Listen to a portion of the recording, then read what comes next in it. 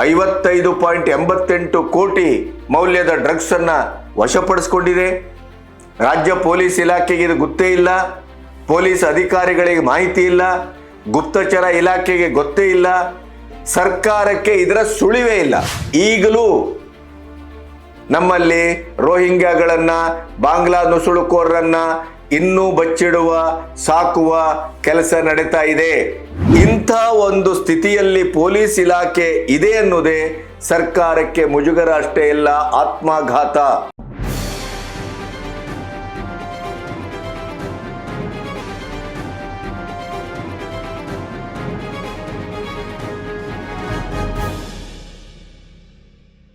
ನಮಸ್ತೆ, B Ganapati news ಚಾನಲ್ಗೆ ಸ್ವಾಗತ.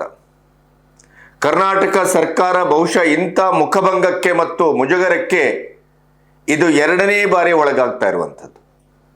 ನಾಚಿಕೆಯೂ ಇಲ್ಲ, ಮಾನ ಇಲ್ಲ, ಮರ್ಯಾದೆ ಇಲ್ಲ, ಘನತೆ ಇಲ್ಲ, ಗೌರವ ಇಲ್ಲ. ನೀವು ಎಷ್ಟು ಬೇಕಾದರೂ ಉಗಿರಿ, ಅವರ ನಿಷ್ಕ್ರಿಯತೆಯನ್ನು, ಅವರ ದಿವಾಳಿತನವನ್ನು, ಅವರ ಒಡೆದಾಳುವ ನೀತಿಯನ್ನು, ಧರ್ಮ ವಿರೋಧಿ, ದೇಶ ವಿರೋಧಿ ಆಡಳಿತವನ್ನು ನೀವು ಎಷ್ಟರ ಮಟ್ಟಿಗೆ ಬೇಕಾದರೂ ಕ್ರಿಟಿಸೈಸ್ ಮಾಡಿ, ಅವರು ಮುಖಕ್ಕೆ ಉಗಿದದ್ದು ಪರಕೀಯರಿಗೆ ಹೊರತು ನಮಗಲ್ಲ ಅನ್ನುವ ರೀತಿಯಲ್ಲಿ ಒರೆಸಿಕೊಂಡು ಸರ್ಕಾರವನ್ನು ಮಾಡ್ತಾ ಇದ್ದಾರೆ. ಒಂದು ಪೊಲೀಸ್ ಇಲಾಖೆಯ ದಕ್ಷತೆ ಮತ್ತು ಅದಕ್ಷತೆ ಅನ್ನೋದು ಇಡೀ ಸರ್ಕಾರದ ಒಂದು ಆಡಳಿತದ ವೈಖರಿಯ ಮುಖವಾಣಿ ಮತ್ತು ಅದು ಕನ್ನಡಿ. ಗುಪ್ತಚರ ಇಲಾಖೆ ಪ್ರತಿಯೊಂದು ಸರ್ಕಾರದ ಆತ್ಮ ಅದು.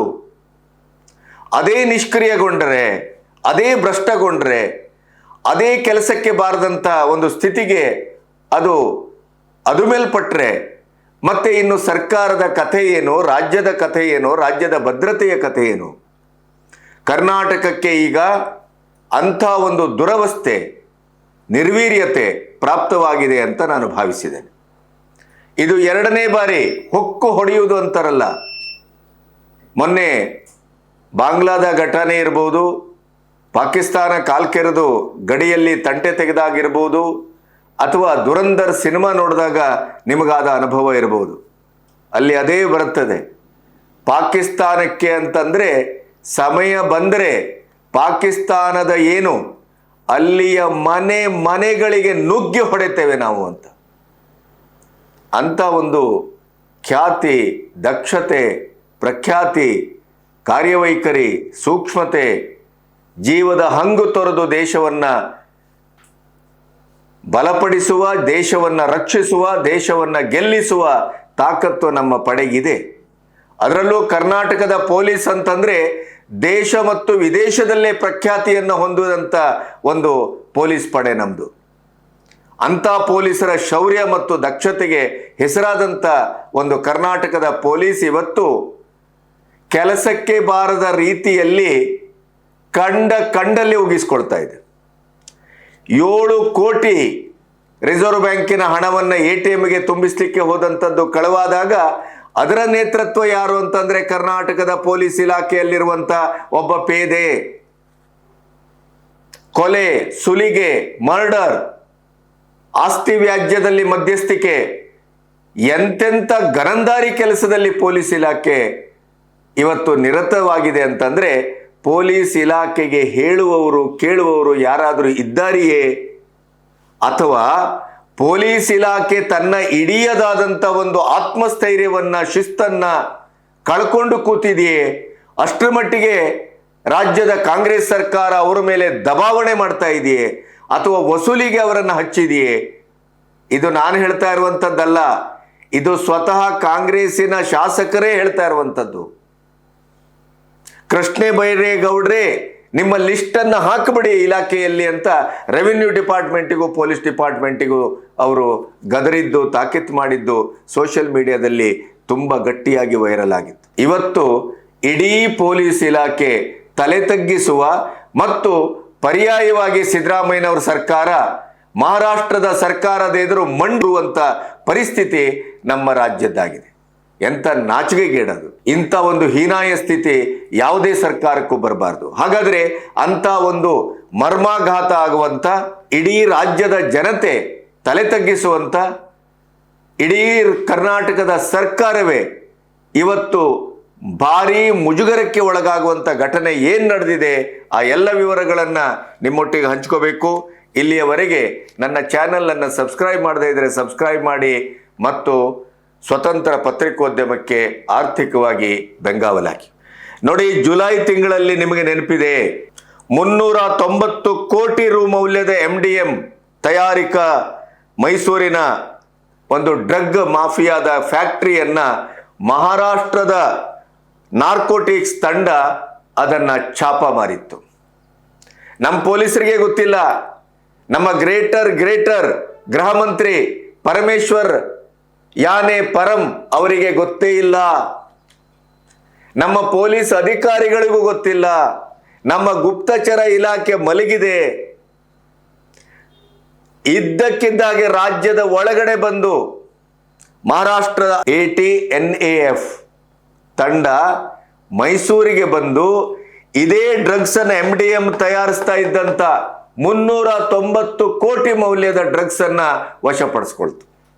ಆವಾಗಲೇ ಪರಂ ಅವರು ಕರ್ನಾಟಕದ CCBಗೆ ಬಹಳ ಗಟ್ಟುಮುಟ್ಟಾಗಿ ತಾಕೀತು ಮಾಡಿದ್ರು, ತಾಕತ್ವಾನ್ ಮಾಡಬೇಕು ಅಂತ ತಾಕೀತು ಮಾಡಿದ್ರು. ಆದರೆ ಅದು ವರ್ಕೌಟ್ ಆಗಿಲ್ಲ. ಮಾದಕ ದ್ರವ್ಯ ನಿಗ್ರಹ ದಳದ CCB ಹಾಗೂ ಗುಪ್ತಚರ ಇಲಾಖೆಯ ಅಧಿಕಾರಿಗಳ ಕಾರ್ಯವೈಖರಿಯ ಬಗ್ಗೆ ಅವತ್ತು ಅಸಮಾಧಾನವನ್ನು ವ್ಯಕ್ತಪಡಿಸಿದ್ರು. ಇವತ್ತಂತೂ ಕೆಂಡಾಮಂಡಲವಾಗಿ ನಿನ್ನೆ ನಡೆದಂಥ ಸಭೆಯಲ್ಲಿ ಅವರು ಸ್ಪಷ್ಟವಾಗಿ ರಾಜ್ಯದ ವ್ಯವಸ್ಥಿತವಾದಂಥ ತಯಾರಾಗ್ತಾ ಇದ್ದಂಥ ಈ ಡ್ರಗ್ಸ್ ಮಾಫಿಯಾ, ಡ್ರಗ್ಸ್ ಫ್ಯಾಕ್ಟರಿ ಇದೆಲ್ಲದರ ಬಗ್ಗೆ ಪೊಲೀಸ್ ಆಯುಕ್ತರ ಸಭಾಂಗಣದಲ್ಲಿ ನಡೆದಂಥ ಸಭೆಯಲ್ಲಿ ಅತ್ಯಂತ ಕಟುವಾಗಿ ಮಾತಾಡಿದರು ಅಂತ ವರದಿಯಾಗಿದೆ. ಹಾಗಾದರೆ ಆದದ್ದೇನು? ಮಹಾರಾಷ್ಟ್ರ ಪೊಲೀಸರು, Maharashtra narcotic task force ATNAF 3 ಕಡೆ ದಾಳಿ ಮಾಡಿದೆ. 3 ಕಡೆ ಡ್ರಗ್ ಮಾಫಿಯಾ ಡ್ರಗ್ಸ್ ಅನ್ನ ತಯಾರಿಸ್ತಾ ಇರುವಂತ ಕಾರ್ಖಾನೆಯ ಮೇಲೆ 3 ಕಡೆ ದಾಳಿ ಮಾಡಿದೆ. ಹೆಚ್ಚು ಕಮ್ಮಿ 55.88 ಕೋಟಿ ಮೌಲ್ಯದ ಡ್ರಗ್ಸ್ ಅನ್ನ ವಶಪಡಿಸಿಕೊಂಡಿದೆ. ಇದಕ್ಕಿಂತ ಮುಜುಗರ ಇನ್ನೇನು ಬೇಕ್ರಿ?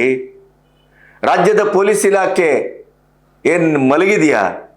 ಇಷ್ಟು ನಿಷ್ಕ್ರಿಯತೆ, ಒಂದು ದಕ್ಷತೆಗೆ, ಅಭಿಮಾನಕ್ಕೆ, ಸ್ವಾಭಿಮಾನಕ್ಕೆ, ಕಾರ್ಯಾಚರಣೆಗೆ ಹೆಸರುವಾಸಿಯಾದಂಥ ಕರ್ನಾಟಕ ಪೊಲೀಸ್ ಇವತ್ತು ಗುಪ್ತಚರ ಇಲಾಖೆ ದೇಶದಲ್ಲೇ ಬಹಳ ಪ್ರಖ್ಯಾತಿಯನ್ನು ಗಳಿಸಿದಂಥದ್ದು. ಆ ಎರಡೂ ಇಲಾಖೆ ಇವತ್ತು CCB ಮತ್ತು ಗುಪ್ತಚರ ಇಲಾಖೆ ಅತ್ಯಂತ ನಿಷ್ಕ್ರಿಯವಾಗಿದೆ. ಇಡೀ ರಾಜ್ಯ ಇವತ್ತು ಎಲ್ಲರಿಗೂ ಸಂದೇಹ ಬರ್ತಾ ಇದೆ. ಕರ್ನಾಟಕ ಸರ್ಕಾರದಲ್ಲಿ ದುಡ್ಡಿಲ್ಲ, ಎಲ್ಲೆಲ್ಲಿ ದುಡ್ಡು ಎತ್ತಲಿಕ್ಕಾಗತ್ತೋ, ಎಲ್ಲೆಲ್ಲಿ ಹಪ್ತ ವಸೂಲು ಮಾಡ್ಲಿಕ್ಕಾಗತ್ತೋ ಅದೆಲ್ಲದಕ್ಕೂ ದಂಧೆಗಿಳಿದಿದೆ.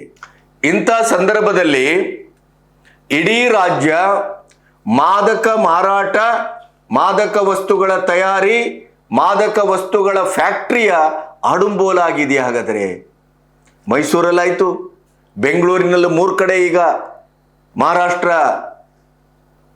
ಆಂಟಿ ನಾರ್ಕೋಟಿಕ್ ಟಾಸ್ಕ್ ಫೋರ್ಸು ದಾಳಿ ಮಾಡಿದೆ. 55.88 ಕೋಟಿ ಮೌಲ್ಯದ ಡ್ರಗ್ಸ್ ಅನ್ನ ವಶಪಡಿಸಿಕೊಂಡಿದೆ. ರಾಜ್ಯ ಪೊಲೀಸ್ ಇಲಾಖೆಗೆ ಇದು ಗೊತ್ತೇ ಇಲ್ಲ, ಪೊಲೀಸ್ ಅಧಿಕಾರಿಗಳಿಗೆ ಮಾಹಿತಿ ಇಲ್ಲ, ಗುಪ್ತಚರ ಇಲಾಖೆಗೆ ಗೊತ್ತೇ ಇಲ್ಲ, ಸರ್ಕಾರಕ್ಕೆ ಇದರ ಸುಳಿವೇ ಇಲ್ಲ. ಇಂಥ ಒಂದು ಇಲಾಖೆಯನ್ನ ನಡೆಸ್ತಾ ಇರುವಂತ ಗನಂಧಾರಿ ಸಚಿವರು ಯಾರು ಅಂತಂದ್ರೆ ನಿಮ್ಮೆಲ್ಲರ ಪ್ರೀತಿಯ ಪರಮೇಶ್ವರ್. ಈಗ ಅವರಿಗೆ ಎಚ್ಚರ ಆಗಿದೆ. ಅವರಿಗೆ ಅಧಿಕಾರಿಗಳ ಮೇಲೆ ಕ್ರಮ ತಗೊಳ್ತೇವೆ, ಅವರನ್ನ ನಾವು ಸಸ್ಪೆಂಡ್ ಮಾಡ್ತೇವೆ, ಹಾಗೆ ಹೀಗೆ ಅಂತ ಗುಡುಗಿದ್ದಾರೆ. ಪ್ರಯೋಜನ ಏನು? ನೀವು ಇದೇ ತರ ಗುಡುಗನ್ನ ಜುಲೈನಲ್ಲೂ ಪೊಲೀಸಿನ ಆಫೀಸಲ್ಲಿ, ಪೊಲೀಸಿನ ಸಭಾಂಗಣದಲ್ಲಿ ಮೀಟಿಂಗ್ ಮಾಡುವಾಗ ನೀವು ಹೇಳಿದ್ರಿ, ಎಚ್ಚರಿಕೆ ವಹಿಸಿ ಅಂತ ಹೇಳಿದ್ರಿ, ಕಣ್ಣಲ್ಲಿ ಎಣ್ಣೆ ಹಾಕೊಂಡು ನೋಡಿ ಅಂತ ಹೇಳಿದ್ರಿ. ಡ್ರಗ್ ಮಾಫಿಯಾಕ್ಕನ್ನೇ ಕಂಡುಹಿಡಿಯಲಾರದ ತಾವು ಇವತ್ತು ಸ್ಲೀಪಿಂಗ್ ಸ್ಥಿತಿಯಲ್ಲಿ ಇವತ್ತು 16 ಸಂಘಟನೆಗಳು, ಭಯೋತ್ಪಾದಕ ಸಂಘಟನೆಗಳು ಕೆಲಸ ಮಾಡ್ತಾ ಇವೆ. ಸ್ಲೀಪರ್ ಸೆಲ್ಗಳು ಕರ್ನಾಟಕ ಅದಕ್ಕೆ ಸೇಫೆಸ್ಟ್ ಪ್ಲೇಸ್ ಅಂತ ಈ ಕಾಲದಲ್ಲಿ ಅವರು ಭಾವಿಸಿದ್ದಾರೆ. ಅಂಥ ಸ್ಥಿತಿಯಲ್ಲಿರುವಂಥ ಕರ್ನಾಟಕ ಕೆಂಡದ ನಡುವೆ ಇದೆ. ಬೂದಿ ಮುಚ್ಚಿದ ಕೆಂಡ. ಬಾಂಬ್ಗಳು ಎಲ್ಲೆಲ್ಲಿ ತಯಾರಾಗ್ತವೆ, ಎಷ್ಟೊಷ್ಟು ಹೊತ್ತಿಗೆ ಅದು ಸ್ಫೋಟಗೊಳ್ತವೆ ಯಾರಿಗೂ ಗೊತ್ತಿಲ್ಲ. ಯಾಕೆಂತಂದ್ರೆ ನಮ್ಮಲ್ಲಿ ಕುಕ್ಕರ್ ಬಾಂಬ್ ಇರ್ಬೋದು, ಇನ್ನೊಂದಿರ್ಬೋದು, ಅದರ ಬಗ್ಗೆ ನಿರ್ಲಕ್ಷ್ಯ. ಮೋದಿ ಅವರು ನೋಡ್ಕೊಳ್ತಾರೆ, ನಮಗೇನು? 2 ರಿಂದ 5 ಲಕ್ಷ ಜನ ಬಾಂಗ್ಲಾ ನುಸುಳುಕೋರರು ಕರ್ನಾಟಕದಾದ್ಯಂತ ಇದ್ದಾರೆ ಅನ್ನೋದನ್ನ NR ರಮೇಶ್ ಅತ್ಯಂತ ಕರಾರುವಕ್ಕಾದಂಥ ಕಾರ್ಯಾಚರಣೆಯ ಮೂಲಕ ಅಂಕಿಅಂಶ ಸಮೇತ ನಮ್ಮದೇ ಚಾನೆಲ್ನಲ್ಲಿ ಆಸ್ಫೋಟಿಸಿದ್ದಾರೆ. ಯಾವುದೂ ಅವರ ಮೇಲೆ ಕ್ರಮ ಕೈಗೊಳ್ಳುವಂಥ ಕೆಲಸ ಆಗ್ತಾ ಇಲ್ಲ. ಕೇಂದ್ರ ಸರ್ಕಾರ ಅದರ ಬಗ್ಗೆ ಕಾನೂನು ಮಾಡಿ 30 ದಿನದ ಗಡುವನ್ನು ಕೊಟ್ಟರು ಕೂಡ ಈಗಲೂ ನಮ್ಮಲ್ಲಿ ರೋಹಿಂಗ್ಯಾಗಳನ್ನ, ಬಾಂಗ್ಲಾ ನುಸುಳುಕೋರರನ್ನ ಇನ್ನೂ ಬಚ್ಚಿಡುವ, ಸಾಕುವ ಕೆಲಸ ನಡೀತಾ ಇದೆ. ಒಂದು ಕಡೆ ಡ್ರಗ್ ಮಾಫಿಯಾ, ಇನ್ನೊಂದು ಕಡೆ ಈ ಸ್ಲೀಪರ್ ಸೆಲ್ಗಳು, ಮತ್ತೊಂದು ಕಡೆ ಈ ರೋಹಿಂಗ್ಯಾಗಳು. ಏನು ಕರ್ನಾಟಕದ ಭವಿಷ್ಯ? ಇಂಥ ಒಂದು ಸ್ಥಿತಿಯಲ್ಲಿ ಪೊಲೀಸ್ ಇಲಾಖೆ ಇದೆ ಅನ್ನೋದೇ ಸರ್ಕಾರಕ್ಕೆ ಮುಜುಗರ ಅಷ್ಟೇ ಇಲ್ಲ, ಆತ್ಮಘಾತ. ಗುಪ್ತಚರ ಇಲಾಖೆ ಅಂದ್ರೆ ಏನು ಮಾಡಬೇಕು? ಒಂದು ಸೊಳ್ಳೆ ಓಡಾಡಿದ್ರು ಕೂಡ ಅದರ ವರದಿಯನ್ನ ಸರ್ಕಾರಕ್ಕೆ ಒಪ್ಪಿಸಬೇಕು. ಅಂಥ ಎಚ್ಚರದ ಸ್ಥಿತಿಯಲ್ಲಿರಬೇಕು. ಇನ್ನು ಸಿಸಿಬಿ ಕಥೆ ಅಂತ ಹೇಳಿ, ಇಂಥ ಒಂದು ಪರಿಸ್ಥಿತಿಯಲ್ಲಿ ಅದರ ಇಡೀ ಜವಾಬ್ದಾರಿ ವಹಿಸಿದಂಥ ಪರಮೇಶ್ವರ್ ಗೃಹ ಮಂತ್ರಿಗಳು ಮುಂದಿನ ಮುಖ್ಯಮಂತ್ರಿ ಆಗುವತ್ತ ನಮ್ಮ ಅಹಿಂದ ಸಂಘಟನೆ ಸತೀಶ್ ಜಾರಕಿಹೊಳಿ ಮತ್ತು ಸಿದ್ದು ಟೀಮು ಅವರನ್ನ ಮುಂದೆ ಮಾಡ್ತಾ ಇದೆ.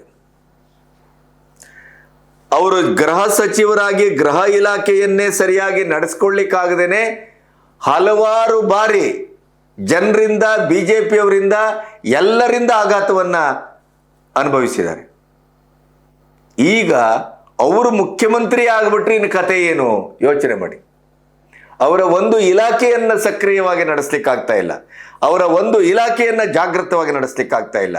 ಅವರ ಒಂದು ಇಲಾಖೆಯನ್ನ ಸುಸ್ಥಿತಿಯಲ್ಲಿ ಇಡ್ಲಿಕ್ಕಾಗದೇ ಇದ್ದಂಥವರು ಈ ನಾಡಿನ ಮುಖ್ಯಮಂತ್ರಿ ಆಗಿಬಿಟ್ರೆ ಇದ್ರ ಕಥೆ ಏನು ಅಂದ್ರೆ, ನಮಗೆ ಅದರ ಕ್ರಿಯಾಶೀಲತೆಯೋ, ದಕ್ಷತೆಯೋ, ಜಾಣತನವೋ, ಅವರ ಆಡಳಿತಾತ್ಮಕವಾಗಿ ಅವರಿಗಿರುವಂಥ ಬುದ್ಧಿಮತ್ತೆಯೋ, ಸಂಘಟನಾ ಚಾತುರ್ಯವೋ ಇತ್ಯಾದಿ ಯಾವುದೂ ಬೇಡ. ಅದರ ಅರ್ಥ ಪರಮೇಶ್ವರ್ ಅವರು ದಡ್ರು ಅಂತಲ್ಲ, ಅವರು ವಿದೇಶದಲ್ಲಿ ಓದಿ ಬಂದವರು, ಮುತ್ಸದ್ದಿಗಳು. ಆದರೆ ಆಡಳಿತ ಅಂತ ಬಂದಾಗ ನಿಮಗೆ ಆ ರೀತಿಯ ಸೌಜನ್ಯ ಸಾಕಾಗುವುದಿಲ್ಲ. ಅಲ್ಲಿ ಒಂದು ಬೇರೆ ರೀತಿಯ ದರ್ಪ, ಬೇರೆ ರೀತಿಯ ಆಡಳಿತಾತ್ಮಕವಾದಂಥ ದಕ್ಷತೆ, ಗಟ್ಟಿತನ ಅವೆಲ್ಲವೂ ಬೇಕು. ಒಂದು ಇಲಾಖೆಯನ್ನ ಸರಿಯಾದ ರೀತಿಯಲ್ಲಿ, ಎಚ್ಚರದ ಸ್ಥಿತಿಯಲ್ಲಿ, ದಕ್ಷತೆಯಲ್ಲಿ, ಪ್ರಾಮಾಣಿಕತೆ ಅಪ್ರಾಮಾಣಿಕತೆಯ ಒಂದು ಮಧ್ಯೆ ಒಂದು ನೂಲಿದೆಯಲ್ಲ, ಅದಿವತ್ತು ಇಲ್ವೇ ಇಲ್ಲಲ್ಲ. ಇಡೀ ರಾಜ್ಯದ ಪೊಲೀಸ್ ಇಲಾಖೆ ಇವತ್ತು ಏನಾಗಿದೆ ಅನ್ನೋದು ಜನರೇ ಹೇಳ್ತಾರೆ, ನಾವು ಹೇಳಬೇಕಾಗಿಲ್ಲ. ಬಿಜೆಪಿಯವರಂತೂ ಈಗ ಮುಗ್ಗ ಉಗಿತಾ ಇದ್ದಾರೆ. ಇಡೀ ರಾಜ್ಯವನ್ನ ನೀವು ಡ್ರಗ್ ಮಾಫಿಯಾಕ್ಕೆ ಎರವಲು ಕೊಟ್ಟಿದ್ದೀರಿ, ಡ್ರಗ್ ಮಾಫಿಯಾಕ್ಕೆ ನೀವು ಬಳುವಳಿಯಾಗಿ ನೀಡ್ತಾ ಇದ್ದೀರಾ. ಎಲ್ಲೆಲ್ಲಿ ಕಂಡಲ್ಲಿ ಮಾದಕ ದ್ರವ್ಯಗಳ ತಯಾರಿಕಾ ಘಟಕ, ಕಾರ್ಖಾನೆ ವ್ಯವಸ್ಥಿತವಾಗಿ ಕೆಲಸ ಮಾಡ್ತಾ ಇದೆ. ಅದನ್ನು ಹಿಡಿದು ಬಡ್ದು ಒಳಗಾಕೋ ಬದಲು ಹಪ್ತಾ ತೆಗೆದುಕೊಂಡು ಅವರಿಗೆ ಏನು ರಕ್ಷಣೆ ಕೊಡ್ತಾ ಇದ್ದೀರಾ ಅಂತೇಳಿ ಬಿಜೆಪಿ ವಾಗ್ದಾಳಿಯನ್ನ ನಡೆಸಿದೆ. ಇಂಥ ಸಂದರ್ಭದಲ್ಲಿ ಕರ್ನಾಟಕಕ್ಕೆ ಇಂಥ ಒಂದು ಮುಜುಗರ ಯಾವತ್ತೂ ಆಗ್ಲಿಕ್ಕೆ ಇರಲಿಲ್ಲ, ಆಗಬಾರದಿತ್ತು. ಇಂಥ ಒಂದು ಇಲಾಖೆಯನ್ನ ದಕ್ಷತೆಗೆ ಸವಾಲಾಗಿರುವಂಥ ಸಂದರ್ಭ. ಗೃಹ ಸಚಿವ ಪರಮ್ ಅವರು ಎಲ್ಲ ಆದಮೇಲೆ, ಕೋಟೆ ಕೊಳ್ಳೆ ಹೋದ ಮೇಲೆ ದಿಡ್ಡಿ ಬಾಗಿಲು ಹಾಕಿದ್ರು ಅನ್ನೋ ಹಾಗೆ ಅವರು ವರ್ತನೆ ಮಾಡ್ತಾ ಇದ್ದಾರೆ. ಎಲ್ಲ ಆದಮೇಲೆ ಹೇಳ್ತಾರೆ, ಮತ್ತೆ ನನಗೆ ಮಾಹಿತಿ ಇಲ್ಲ, ಮಾಹಿತಿ ತರಿಸ್ಕೊಂಡು ಮಾತಾಡ್ತೇನೆ, ಈ ರೀತಿಯ ಮಾತಾಡುವ ಮೂಲಕ ಅವರು ಟ್ರೋಲ್ ಆಗ್ತಾ ಇದ್ದಾರೆ ಬೇರೆ. ಹಾಗಾಗಿ ಕರ್ನಾಟಕದ ಪರಿಸ್ಥಿತಿ ಎಲ್ಲಿಗೆ ಬಂದಿದೆ ಅಂತಂದ್ರೆ, ಕರ್ನಾಟಕ ಇವತ್ತು ಆಡಳಿತದ ಬಗ್ಗೆ ಯೋಚನೆ ಮಾಡುವ, ಅಭಿವೃದ್ಧಿಯ ಬಗ್ಗೆ ಯೋಚನೆ ಮಾಡುವ, ಕರ್ನಾಟಕದಲ್ಲಿ ಯಾವ್ಯಾವ ಸ್ಥಿತಿಯಲ್ಲಿ ಏನೇನು ನಡೀತಾ ಇದೆ, ಎಲ್ಲೆಲ್ಲಿ ಏನೇನು ಸಮಾಜ ವಿದ್ರೋಹಿ ಕೆಲಸ ನಡೀತಾ ಇದೆ, ದೇಶದ್ರೋಹಿ ಕೆಲಸ ನಡೀತಾ ಇದೆ, ಇವ್ಯಾವುದರ ಬಗ್ಗೆ ಅವರಿಗೆ ಚಿಂತೆ ಇಲ್ಲ. ಕೇವಲ ಕುರ್ಚಿ ರಾಜಕೀಯ, ಅಧಿಕಾರ ರಾಜಕಾರಣ. ಡಿ ಕೆ ಬಣ, ಸಿದ್ದು ಬಣ, ಮಧ್ಯದಲ್ಲಿ DKA ಮುಂದೆ ಮುಖ್ಯಮಂತ್ರಿ ಆಗ್ತಾರೆ ಅಂತಾದ್ರೆ DKಯನ್ನ ತಡೆಯುವುದಕ್ಕೆ ಅಹಿಂದು ಮತ್ತು ದಲಿತಾಸ್ತ್ರ ಪರಮೇಶ್ವರ್ ಮುಖ್ಯಮಂತ್ರಿ ಆಗಲಿ. ಪರಮೇಶ್ವರರ ಕತೆ ಇದು, ಅವ್ರ ಇಲಾಖೆಯ ಕತೆ ಇದು.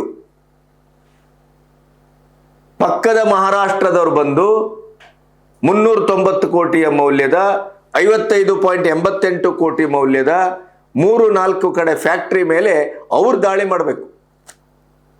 ಇವರಿಗೆ ಅವರು ದಾಳಿ ಮಾಡಿ ಪ್ರೆಸ್ ಮೀಟ್ ಮಾಡಿ ಅಂಕಿ ಸಂಖ್ಯೆ ಕೊಟ್ಟ ಮೇಲೆ ಇವರಿಗೆ ಗೊತ್ತಾಗುತ್ತೆ, ಓ ನಮ್ಮ ರಾಜ್ಯದಲ್ಲೂ ಇಂಥದ್ದು ನಡೀತಾ ಇದೆಯೇ. ಆವಾಗ ಪೊಲೀಸ್ ಮಹಾನಿರ್ದೇಶಕರ ಸಭಾಂಗಣದಲ್ಲಿ ಮೀಟಿಂಗು, ಪೊಲೀಸ್ ಅಧಿಕಾರಿಗಳಿಗೆ ಒಂದಿಷ್ಟು ಬೈಯುವುದು, ಅಲ್ಲೊಂದು ಚಾ ಕುಡಿದು ಅಲ್ಲಿ ಮುಗೀತು. ಇನ್ನೊಂದು 3-4 ತಿಂಗಳಲ್ಲಿ ಮತ್ತೆ ಅವ್ರು ದಾಳಿ ಮಾಡ್ತಾರೆ, ಆವಾಗ ಮತ್ತೆ ಎಚ್ಚರ ಆಗ್ತಾರೆ. ಎಂಥ ದುರಂತ ಇದು, ಎಂಥ ದುಸ್ಥಿತಿ. ರಾಜ್ಯದಲ್ಲಿ ಸರ್ಕಾರ ಇದೆಯಾ? ರಾಜ್ಯದಲ್ಲಿ ಸರ್ಕಾರ ಆಡಳಿತವನ್ನು ಮಾಡ್ತಾ ಇದೆಯಾ? ಈ ಪ್ರಶ್ನೆಯನ್ನ BJPಯವರು ಕೇಳೋದಲ್ಲ, ಜನ ಕೇಳ್ತಾ ಇದ್ದಾರೆ. ಹಾಗಾಗಿ ಕರ್ನಾಟಕದ ಒಟ್ಟು ಆಡಳಿತಾತ್ಮಕವಾದಂಥ ಒಂದು ಸ್ಥಿತಿಗತಿ ಇಂಥ ಅಧೋಗತಿಗೆ, ಇಂಥ ಮಾನವಮಾನದ ಚೌಕಟ್ಟಿನಲ್ಲೂ ಕೂಡ ತೀವ್ರವಾಗಿ ಮುಜುಗರಕ್ಕೆ, ಆತ್ಮಘಾತಕ್ಕೆ ಒಳಗಾಗುವಂಥ ಸ್ಥಿತಿಗೆ ಬಂದು ನಿಂತಿತು ಅಂತ. ಅಧಿಕಾರದ ಕೇಂದ್ರೀಕೃತ ರಾಜಕಾರಣ, ಸ್ವಾರ್ಥ ರಾಜಕಾರಣ, ಭ್ರಷ್ಟ ರಾಜಕಾರಣ, ಸ್ವಜನ ಪಕ್ಷಪಾತ ರಾಜಕಾರಣ ಯಾವ ಮಟ್ಟದಲ್ಲಿ ಕೆಲಸ ಮಾಡಬಹುದು, ಯಾವ ಮಟ್ಟಕ್ಕೆ ಬರಬಹುದು ನಿರ್ಲಜ್ಜವಾಗಿ ಅನ್ನೋದಕ್ಕೆ ಕರ್ನಾಟಕದ ಸರ್ಕಾರದ ವರ್ತಮಾನ ಬಹಳ ದೊಡ್ಡ ಸಾಕ್ಷಿಯಾಗಿ ನಿಂತಿದೆ ಅಂತ ನಾನು ಭಾವಿಸ್ತೇನೆ. ನಮಸ್ತೆ.